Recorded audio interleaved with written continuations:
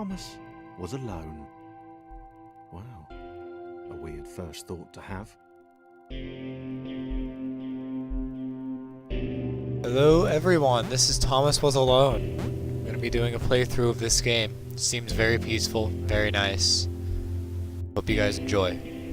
I'll probably stay quiet through most of this unless I'm thinking, just because the music is so nice. It's a great atmosphere, so hope you guys enjoy it.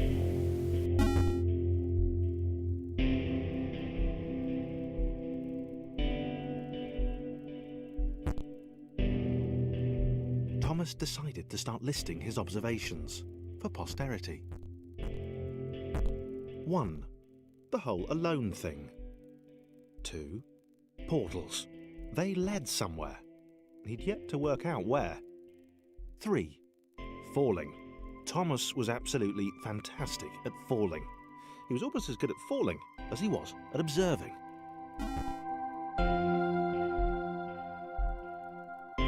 And this is a blind playthrough, by the way. Okay, interesting. Thomas couldn't fall past this block. Think, damn it, think. What if there was some kind of inverted fall? Some way to... what's the word? Jump. It worked! Thomas had solved the great inverted fall mystery.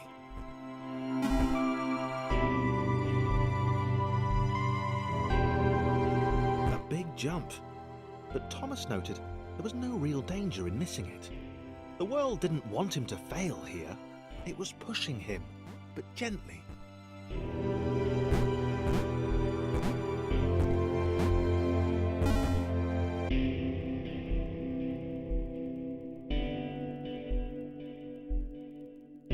This all seemed a little dangerous. The world was not to be trusted. It was unstable, and it seemed to Thomas that it could let him down at any moment. He was starting to suspect it might even be doing so on purpose. Nah, paranoia.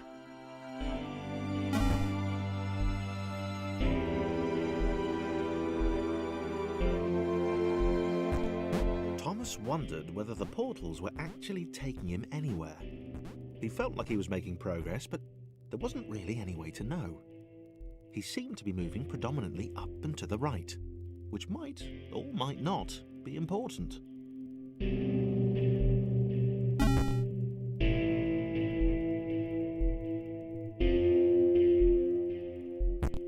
It might have been paranoia again. But Thomas could have sworn the world was becoming more complicated. It always seemed to be one step ahead of his skills. It had been designed just for him. He wondered why. Was the world testing him?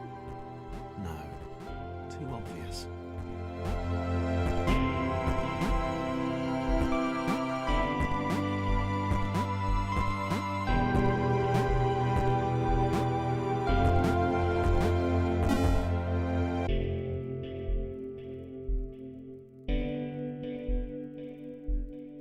Something about the boiling, toxic, glowing water intimidated Thomas. He didn't like it. He certainly didn't want to swim in it. He made another mental note. 4. Water. Not good. To be avoided.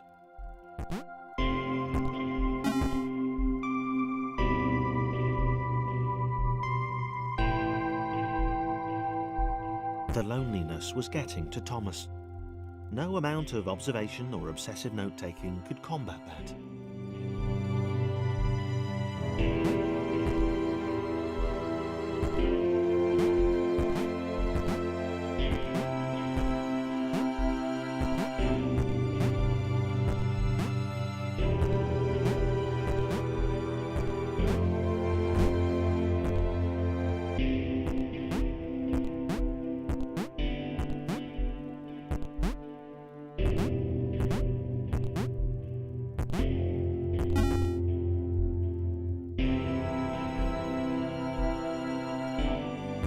Had a new theory. The world was training him. He could feel himself getting smarter. There was the mental list to consider. Over the minutes and seconds since his spontaneous generation, he'd become a pretty skilled jumper. He was evolving. He just wished he had someone to share it with.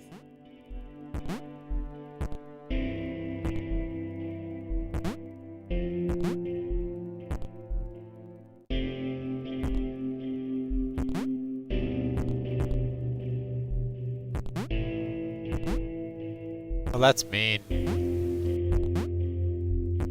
Alright, come on. Aha! No! Got you now, game. I got you now.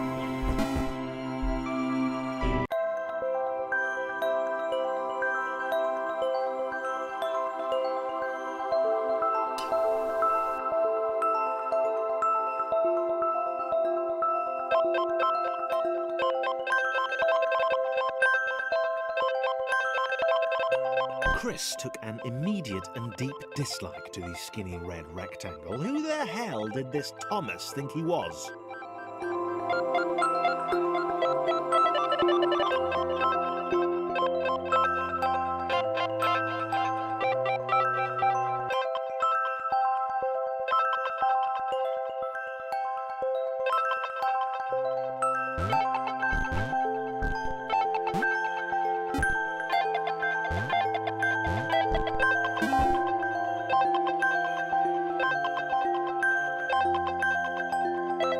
Chris had been doing fine. He wasn't the highest jumper, but he'd held his own. He'd even been graceful at times. Well, not technically graceful, it's probably the wrong word, but you know, fine. There was that skinny little runt leaping about like he owned the place.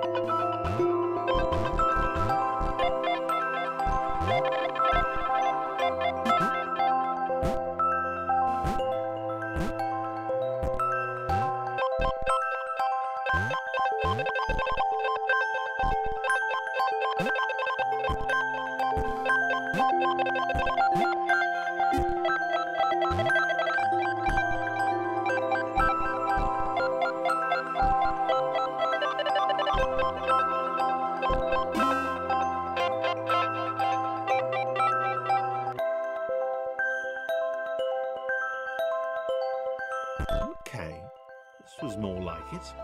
A glowy white thing. Only Chris could get to it, which of course made it all the more enticing. What would it do? What new opportunity might this switch open up to him?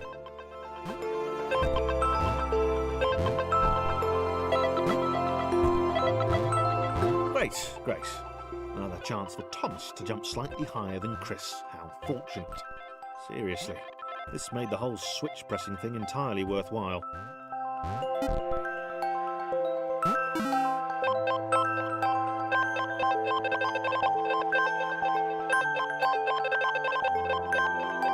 Was this good?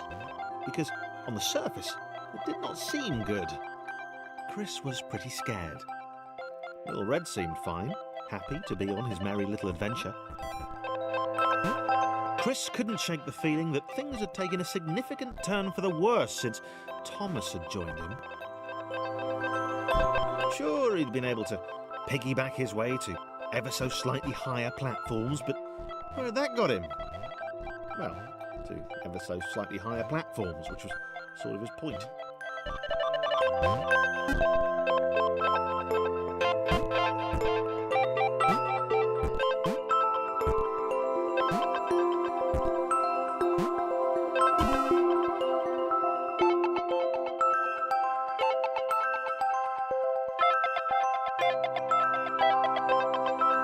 Chris stared at Thomas with pure hatred.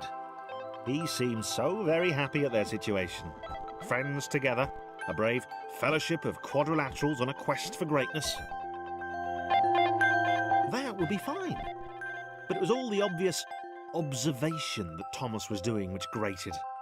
Every time they saw something vaguely new, Chris would hear a satisfied little from the vaulting idiot. He hoped the next portal would split them up, if only for a few levels.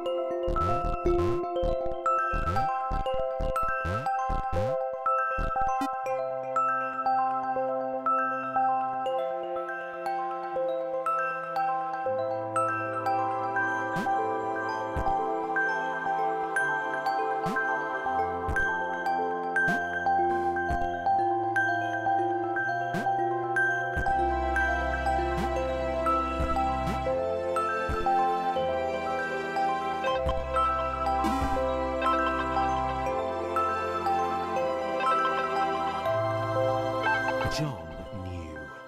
He knew that this was his chance, a moment to shine. This was game day.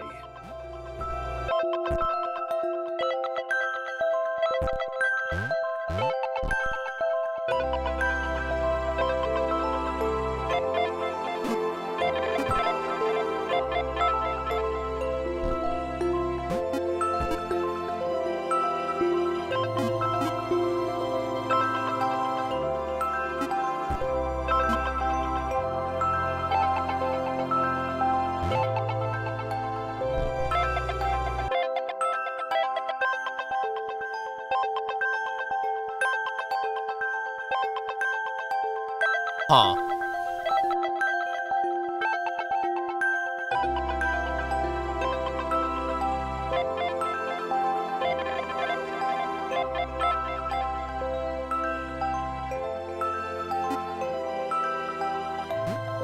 So I can do that.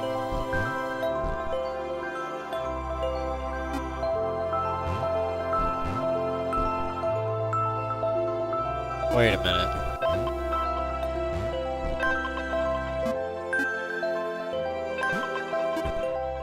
Aha! I figured it out.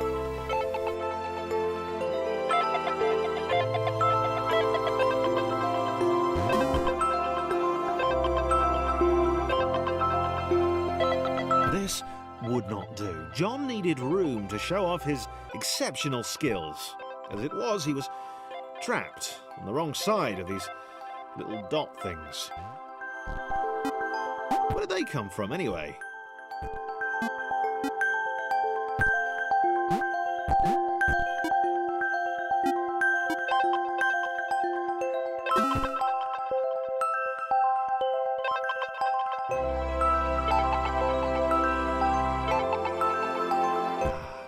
John inhaled the air of the open space, and it smelled of awesome.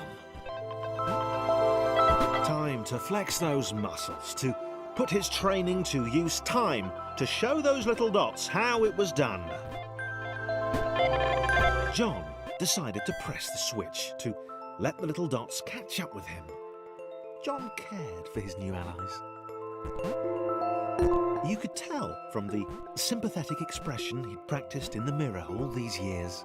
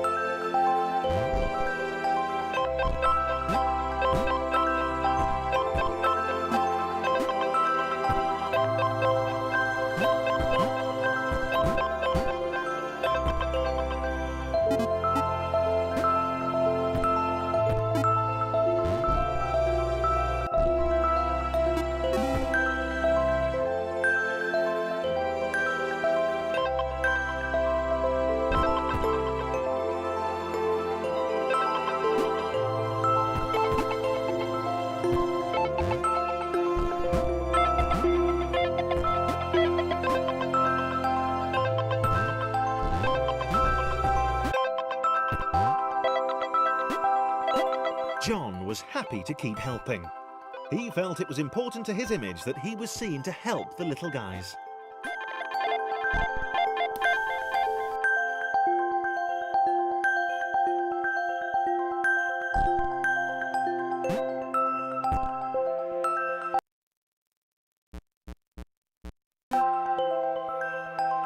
Oh, okay. Okay, I didn't start all the way over.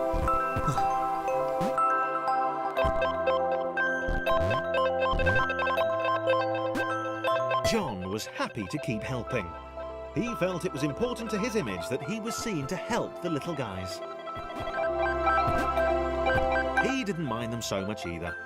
The red one, Thomas, had a charming way of applauding every time John jumped.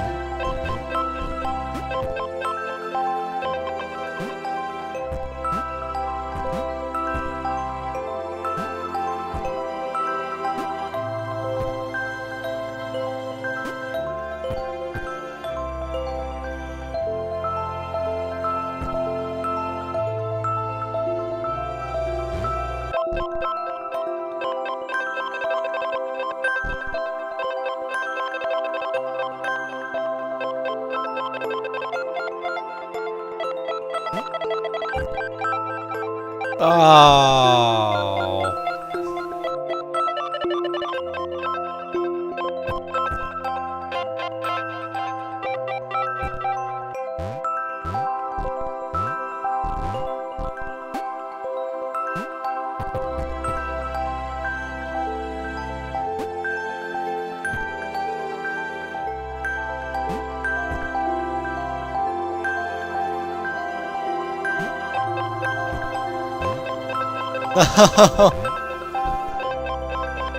The angry orange one was less immediately likeable, but his unremitting cynicism and tutting amused John.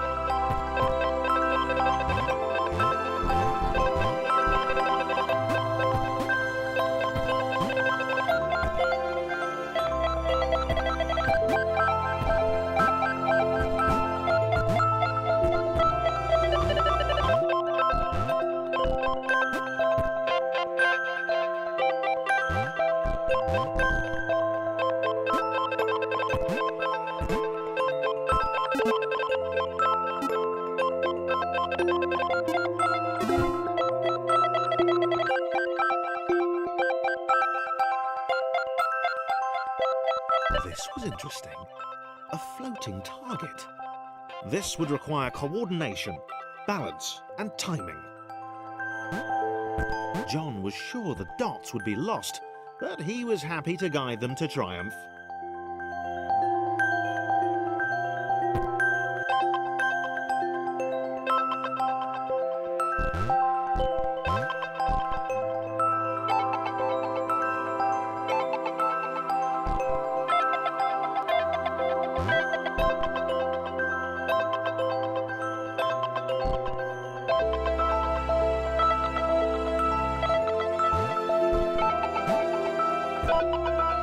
Maybe that's what the dots were for. They were there to extend John's reach, to make his performance even more impressive. John liked the thought. He decided to keep them.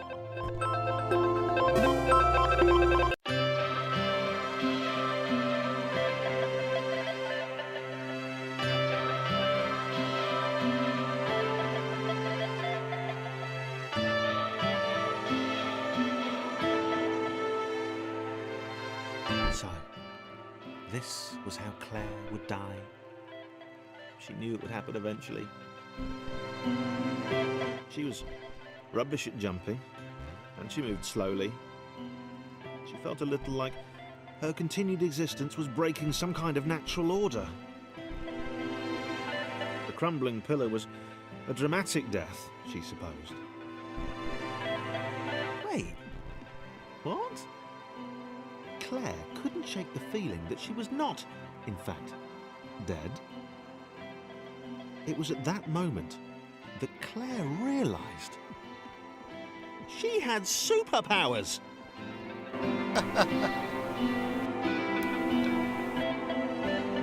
She'd need a cape. There was no getting around that. You couldn't be a superhero without a cape. Claire didn't want confusion. If you saw a cape, that made matters clear. You knew what you were dealing with. Claire was all about communication. And, you know, floating in water, which was her superpower.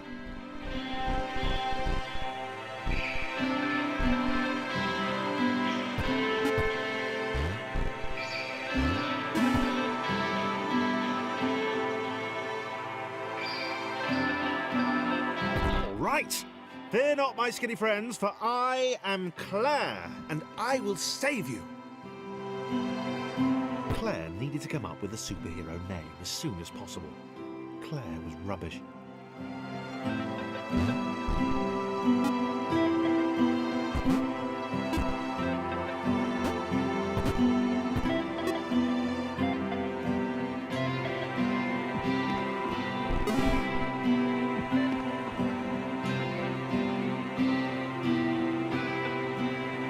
Claire arrived just in time, which was, of course, the perfect moment for superheroes to arrive.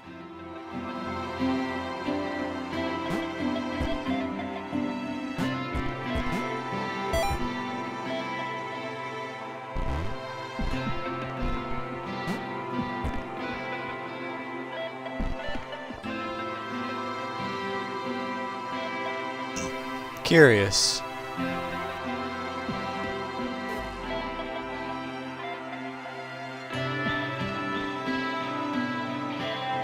Okay. Claire arrived just in time, which was, of course, the perfect moment for superheroes to arrive.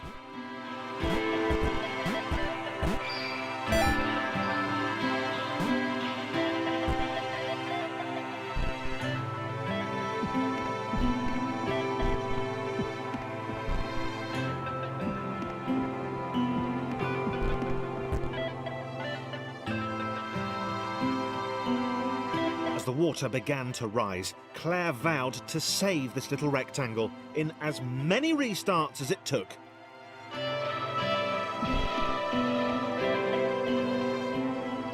Claire wondered if Thomas would make a good sidekick. Or was she more the lone Avenger type? She'd like that.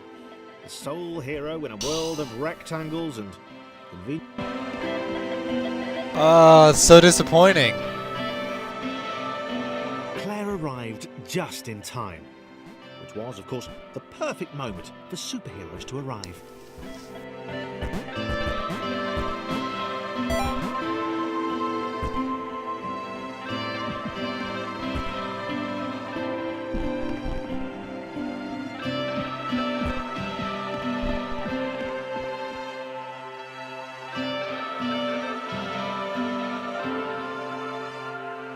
As the water began to rise, Claire vowed to save this little rectangle in as many restarts as it took.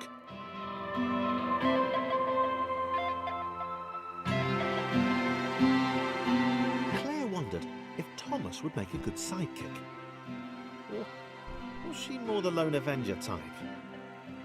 She liked that. The sole hero in a world of rectangles and conveniently placed pools of toxic water.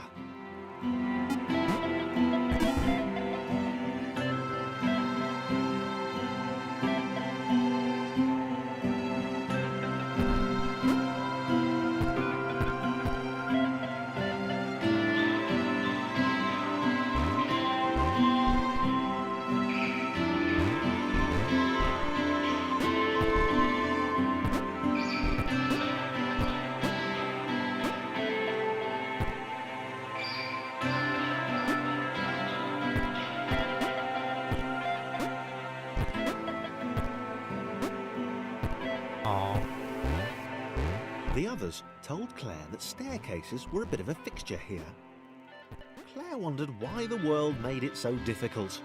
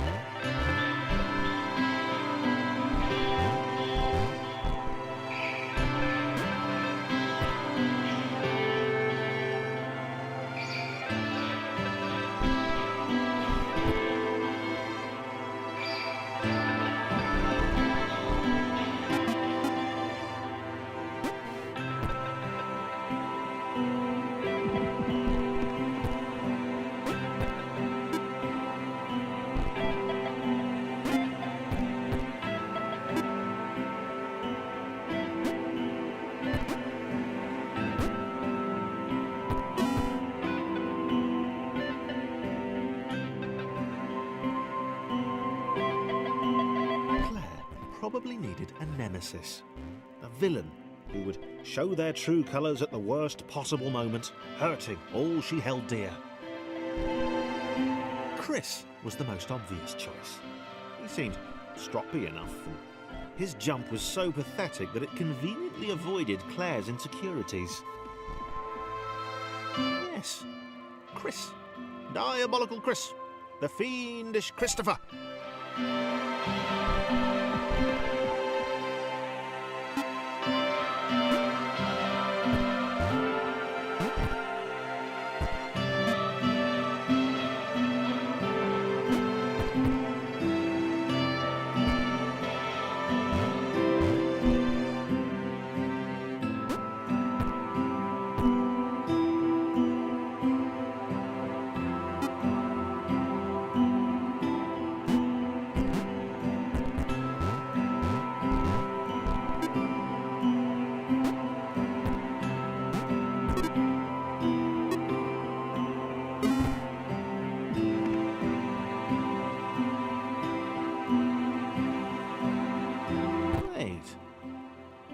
Gone? Was he off somewhere, plotting Claire's downfall? If Claire was honest, and she had to be because she was a superhero, this was a troubling turn of events. Still, there were reasonably sized bodies of water to cross.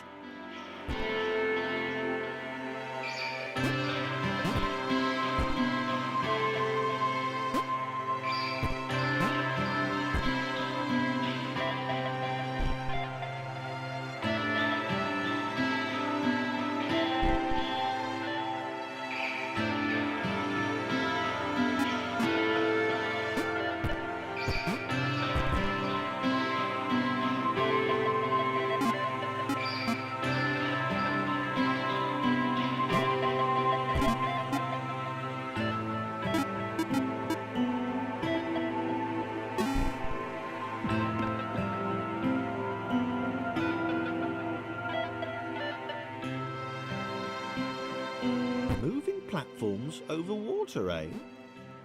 Claire's newly heightened senses told her that there were multiple paths across with various possible configurations of the little posse.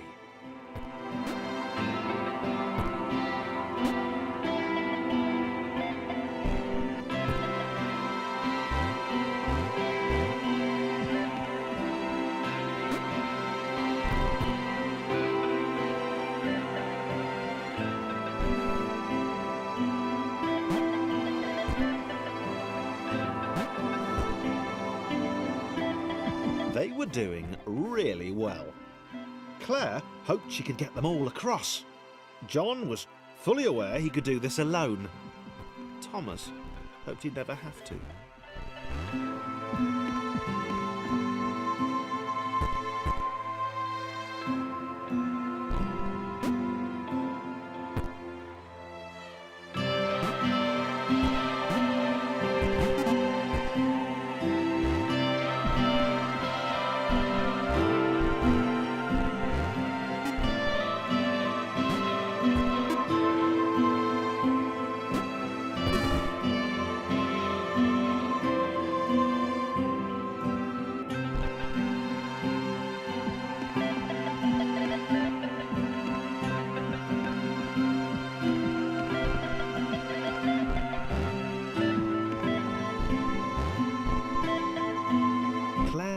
Was alone, which was odd, because she wasn't meant to be alone.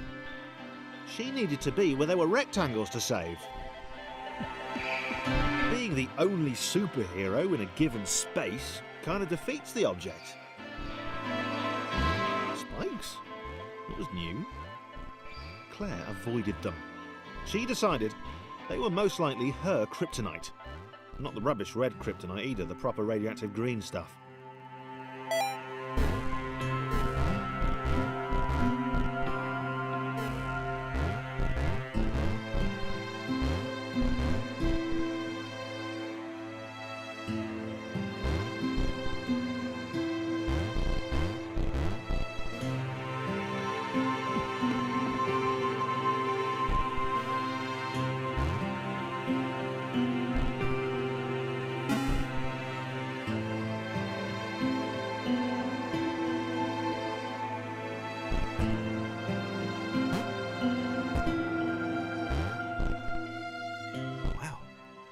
Deja vu. The world was repeating, and this time Thomas was here. Claire felt something had gone wrong. There was a disturbance in the Force. Something had altered the Matrix. The world was reacting to their progress. It was amassing its forces. It was plotting against them. Claire finally had a nemesis.